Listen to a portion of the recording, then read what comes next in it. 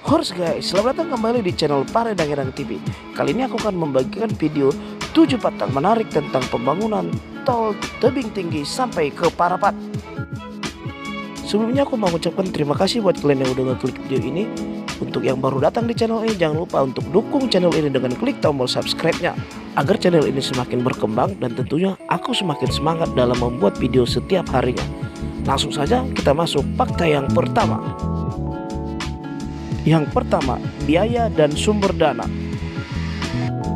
Pembangunan jalan tol ini dimulai dari tebing tinggi Indrapura Kuala Tanjung, kemudian tebing tinggi Pematang Siantar dan sampai ke Parapat dengan menelan total biaya sebanyak 19,778 triliun. Wow, banyak ya. Sumber pendanaan yang sebanyak itu adalah berasal dari pemerintah karena belum banyak investor yang tertarik tentang jalan tol ini karena dinilai kurang menarik sebab nantinya diragukan akan keramaian kendaraan yang melewati jalan tol ini.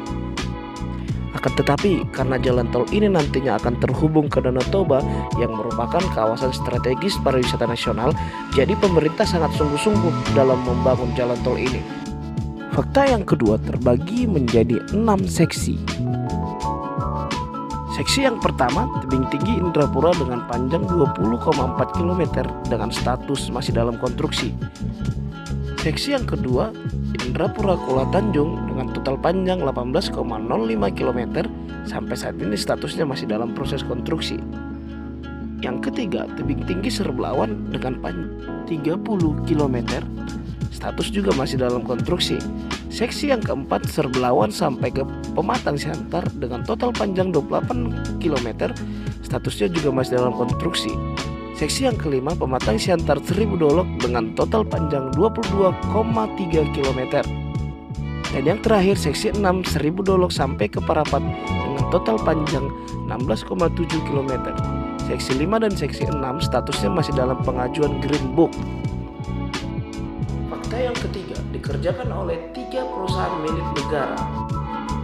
Pembangunan jalan tol tebing tinggi sampai ke Parapat ini dikerjakan oleh 3 perusahaan BUMN yang terdiri dari PT Waskita, PC Jasa Marga, dan PT Hutama Karya.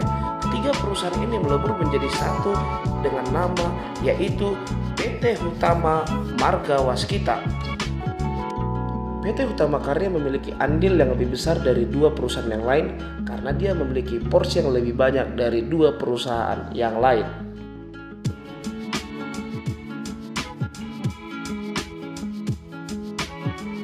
Fakta yang keempat, memiliki 7 buah simpang susun. Nantinya jalan tol tebing tinggi sampai ke Parapat ini akan memiliki 7 buah simpang susun yang terdiri dari simpang susun Indrapura, simpang susun tebing tinggi, simpang susun Serbelawan, simpang susun Pematang Siantar, simpang susun di Seribu Dolok, simpang susun di Parapat, dan yang terakhir simpang susun di Raya.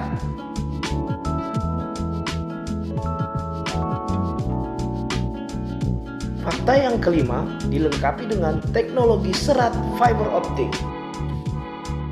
Jalan tol ini dilengkapi dengan teknologi fiber optik sehingga kedepannya jalan tol ini akan menjadi smart tollway yang berimplikasi dengan smart plantation pada lokasi perkebunan sepanjang jalan tol, juga pengembangan smart city di sekitaran jalan tol. Mantap kali kan? Berarti nantinya jalan tol ini sangat ramah lingkungan. Fakta yang keenam, jalan tol ini melewati banyak jurang tanah-tanah yang tidak rata. Struktur tanah yang dilewati di pembangunan jalan tol tebing tinggi sampai Parapat ini memiliki banyak gelombang-gelombang, belum lagi beberapa sungai yang harus dilalui, sehingga dengan tanah yang bergelombang-gelombang ini memperlambat proses pembangunan. Karena tanah yang bergelombang ini tentu harus ditimbun agar memiliki tanah yang rata dengan tanah yang lainnya, sehingga tidak menimbulkan gelombang-gelombang yang terlalu banyak di jalan tol. Proses penimbunan atau perataan ini harus benar-benar sangat baik dilakukan, dan tentunya ini memerlukan waktu yang tidak sebentar agar nanti struktur tanah itu benar-benar kuat sehingga daya tahan jalan tol ini benar-benar bagus. Fakta yang ketujuh, molor dari target.